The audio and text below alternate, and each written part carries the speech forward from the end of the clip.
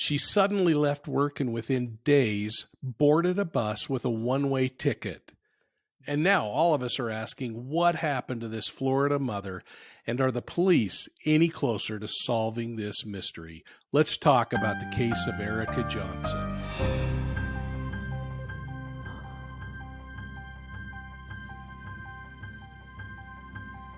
Been watching any of the news about the missing Florida mother named Erica Johnson? She was last seen a month ago in Fort Myers, Florida on CCTV as she boarded a bus bound for the Tampa area. It would actually be a week before family members reported her missing, and closer inspection is creating more questions than answers. Tonight from your Cape Coral news team, police need your help to find this woman. Erica Johnson was last seen 11 days ago. Today, Cape Coral police said she could be in danger. NBC2's Alicia Alonso found where Johnson was last seen and why she might look different than she does in this photo. Time is very important, but in order for us to appropriately handle these type of investigations, we have to, get our ducks in a row and make sure that we're hitting each of these points. Erica Johnson's family filed a missing persons report on July 14 after she missed a work shift. Last seen walking near Coronado and Cape Coral parkways. We don't really have a way of being able to locate her. She does not have any social media. She also doesn't have any bank account. That's one thing that we could use in order to track purchases, stuff like that. Johnson is described with shorter, blonder hair than what's seen in this photo. Police say she doesn't drive or own a car, but rides on public bus routes often. In 11 days, you could have traveled out of state on bus. You could be anywhere in the United States at this point, or even out of the country. Anyone with information on Johnson's whereabouts is asked to call Cape Police. Reporting in Cape Coral, Alicia Alonso, NBC2. I hope, folks, you'll hit that like and subscribe button and ring the bell so you get Profiling Evil's notifications.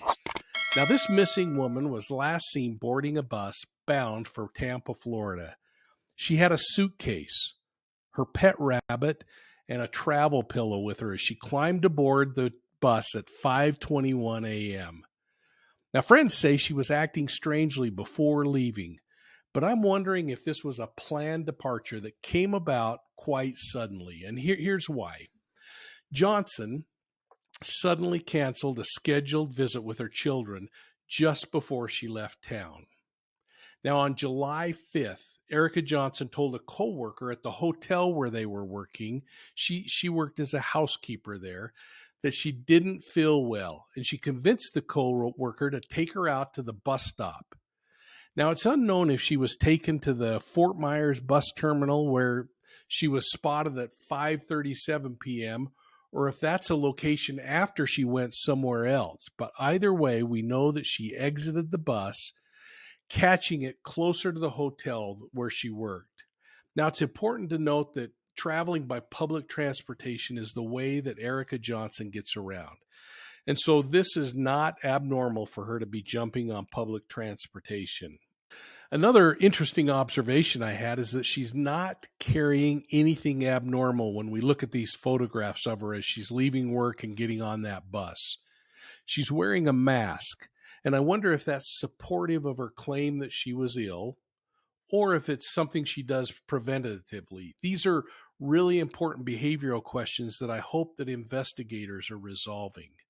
Now, there's no mention of what time Johnson left work and what bus stop she actually was taken to by the coworker, but common sense is suggesting that she boarded a bus outside of the hotel, right here where we're showing it on this map. And she used that bus to go to her apartment on Cape Coral Parkway. Now, that's a local city bus, and her residence is halfway between where she works and another place that we know she had to get to, which was the Greyhound bus station to get her ticket a few days later. But it only makes sense that she left the hotel and made her way to the north, up into the area of the mall where she made a transfer onto the 30 West bus that took her over to her home. Now, these photographs are of her boarding and debarking buses that are at the same Letran terminal near Bell Tower Mall. And this indicates that she had gone through that area, and we know that, and that she traveled home from work 3 days before she was again seen on a camera taking a northern route. So one of the questions that I have is whether or not this bus trip was planned or sudden. WFLA News reported that they spoke with a tenant in Johnson's apartment building that remembers the missing woman coming into the building a week before with a new, large black suitcase. Now, if this information is reliable, Johnson was either returning from a trip or perhaps she was preparing for a trip with this newly purchased luggage. Now, I say this because she was seen boarding a bus a short time later with a black suitcase in tow. This, in fact, happened on July 8th at 5:21 in the morning when she's seen at this same Leetran bus station boarding a nonstop bus bound northbound, and then I think catching a Greyhound bus onto Tampa and Cape Coral. And there's a little confusion, but I think this bus that she's getting on in the image is actually taking her up near the bus terminal to go on Greyhound.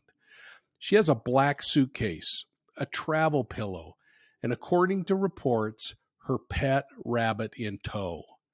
Now that trip is a 3-hour bus ride at a fare of about $40.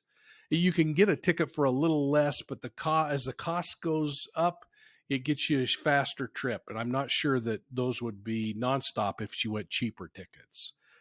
Now, the search has been hampered by a number of days that passed, 7 from the time that Johnson was last seen at work and her disappearance was reported by family. This is complicated by the fact that she rarely uses a mobile phone and she doesn't have a bank account. She doesn't have a vehicle, and she doesn't have any known social media accounts. In essence, Erica Johnson lived off the trackable grid to some degree. Now, looking closely at these photographs, she seems to be doing okay to me. She doesn't look like or act like someone with a drug problem, for instance. Her complexion, her teeth, her grooming all look immaculate. Even when she's getting on the bus, she seems to be well put together, and the photos support that.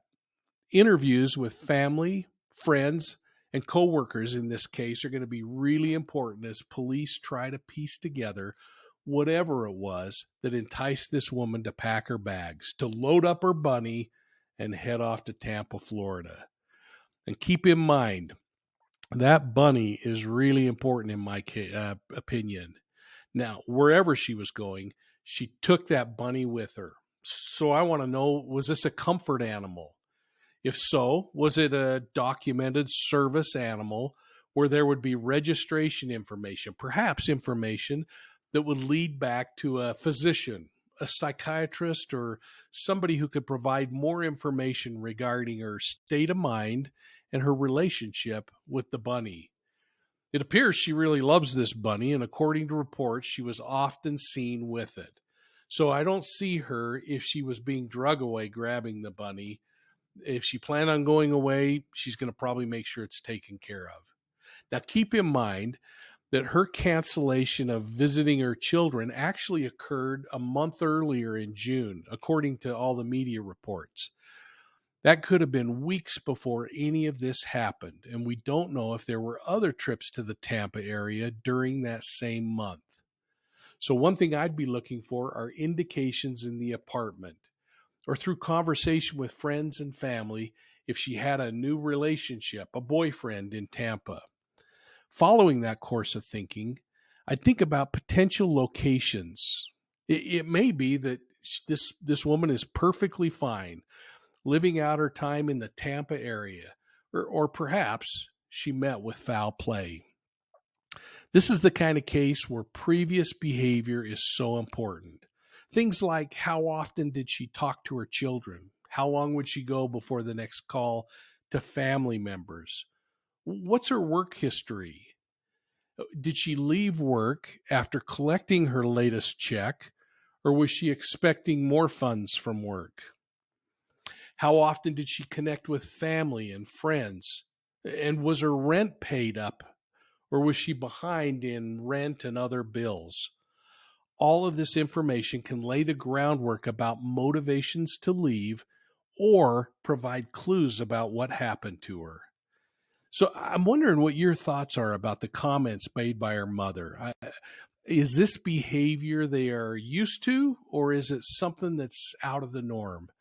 Here's her mother's comment, and I quote it with, I quote, "I would like to thank the people of Cape Coral and Fort Myers for their kindness and support in helping locate Erica, and the Cape Coral Police Department for their efforts over the past few weeks. Erica is loved and missed by her family and friends, and they're devastated by her disappearance. We remain hopeful that she will be found safe very soon. If you have seen her or you have any information about her, please contact the Cape Coral Police Department." Closed quote. Well, I'm going to continue to be watching this case with interest, and I hope you will too. I mean, what are your thoughts on this case? Did something criminal happen to Erica Johnson? Or is she sunning on a beach somewhere with no idea that the world's looking for her? I'm going to be watching for your answers down below, and I hope you'll chat with the others who are responding. Make sure you're communicating back and forth. And folks, thanks for your support of Profiling Evil. I hope you'll take time to visit our website at profilingevil.com and that you'll hit that like and subscribe button. You know, you can find us on YouTube, Instagram, Facebook, and Twitter. And if you want the free newsletter, the B.O.L.O, go ahead and go to profilingevil.com and register.